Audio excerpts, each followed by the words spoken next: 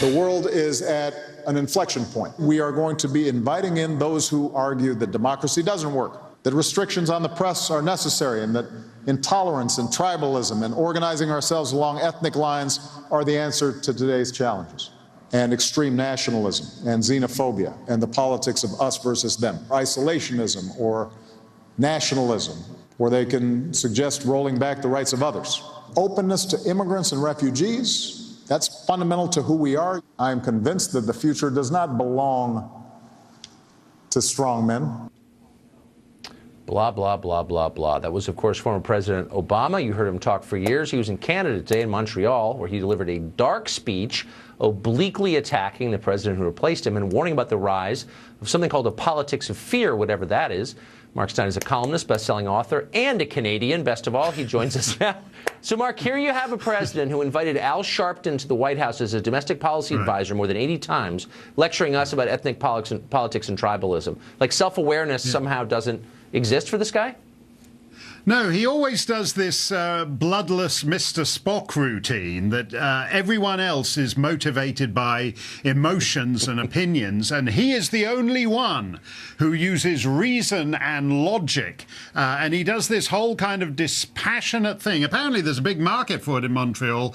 6,000 people showed up to hear this speech. I think there's never been a better time to be a unilingual francophone in Quebec, because everything he said was in a condescending, superior put down of the world he left behind, essentially.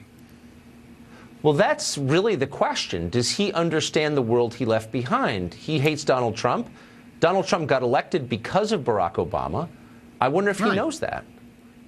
No, I don't think he's worked that out. It's interesting to me that his great theme is that America has turned inward and it's become nationalistic and isolationist and turned away from the world.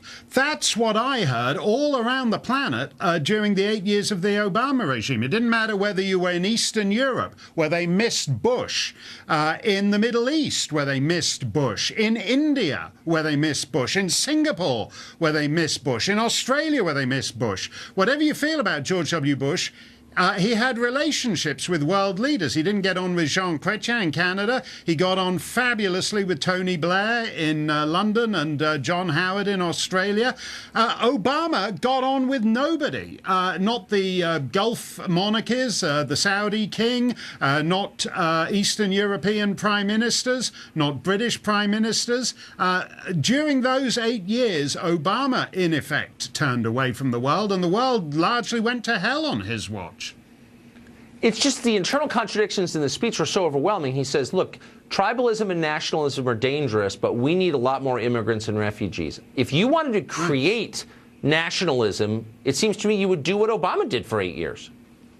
Yeah, I think that's true. And in fact, it has led to tribalism.